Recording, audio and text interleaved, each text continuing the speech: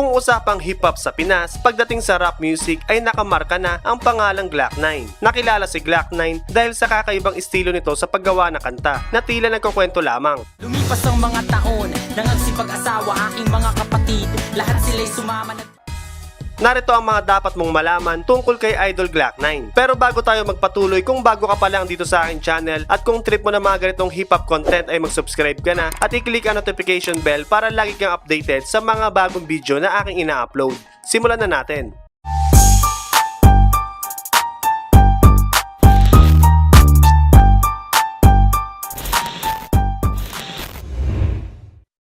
Aristotel Pulisco, ipinanganak noong October 18, 1977 sa Binangonan at nakilala sa stage name bilang Glock 9. Nag-aral ng elementarya sa Binangonan, Rizal at nag-aral ng high school sa Morong, Rizal. Nag-aral din ng nursing si Glock 9 sa STI College Fairview. Walang galang na po sa taong nakaupo, alam nyo bang pantakal ng bigas namin ay di puno? Karamihan sa mga kanta ni Glock 9 ay tumatalakay sa mga isyong panlipunan tulad ng mga social injustice, kahirapan at patriotismo. Sinimulan niya ang kanyang karera sa musika kasama ang gangsta rap group na Death Threat.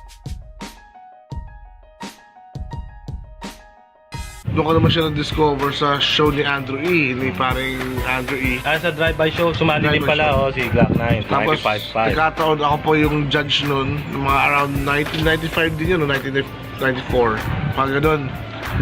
At si Glock sumali sa contest at isa po ako sa judge. Napansin ko yung hininga niya, so mabilis, dire-diretso. Hindi ko nakikita kung saan siya humihinga. Wala siyang dulo, lahat dire-diretso. So ayos to pa rin. Lupit no? Iba talaga pag Glock. Bato sa langit at tama ay wag magalit, wala na kasi baka lalo ka pumakit, pero okay lang, di na ba kami makasok para sa... Ang pangalang Glock ay hango sa malabaril na pitik ng dila ni Glock 9 kapag nagra-rap na ito. Pero wala pong pangalan na Glock 9. Oo, Venom pa siya nun. Venom pa siya nun, tsaka iniisip ko pa kung anong pangalan ko.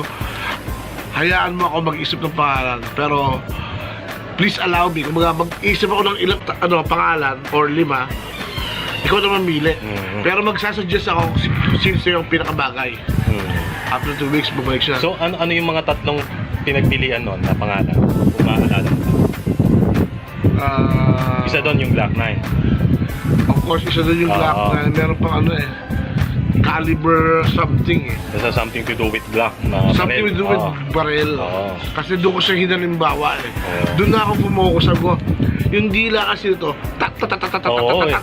So ngayon, sabi ko, puta na precise ang dila nito. Gusto ko yung tak tak tak tak tak. Yun ang gusto ko. Kaya sabi ko, pangalan ng baril to, pero kailangan hindi kasi siyempre may-ari yung Glock yung company, tanggalin natin yung K. Glock-9 yun ang nilagay ko. Isa pa.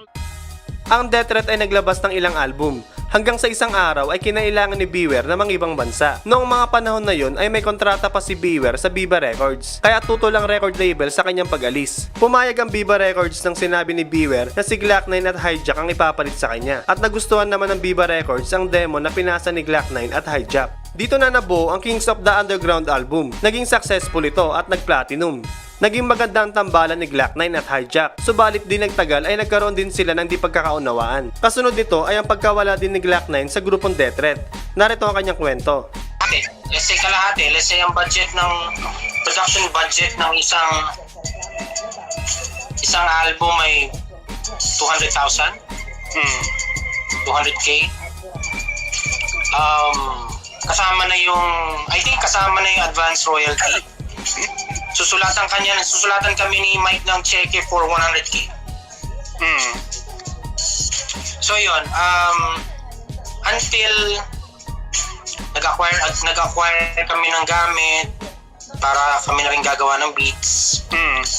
Until bigla na lang parang hindi na ako natatawagan. May one time, ito yung nangyari. Tumawag ako sa Viva. Hindi ka ba kasama sa show? May show sa Ermita, mall show ni Miss Regine. Front act kami. Hindi sinabi sa akin na meron. So, takbo agad ako simula binuo ng takbo ako ng Robinson's Ermita. Tapos na si Miss Regina yung kumakanta. So, tinanong ko ba't hindi ako tinatawagan. Pero yung Medyo grupo mo nandun. Ha? Yung Backstage. grupo mo nandun. Oh, at that time kasi may mga ibang rappers na nasinama si Mike eh. Okay. So, nandun sila. Tapos dumating ako, ba't di niyo ako tinawagan? Tapos medyo nagkaroon ng commotion. Pinasipa ako sa guard. So, pinalabas ako ng mall. Okay. Akala ko sinipa ka talaga. Yung parang Hindi, pinalabas ako ng mall. And then I think the following day or days after, pinapunta ako sa bahay nila.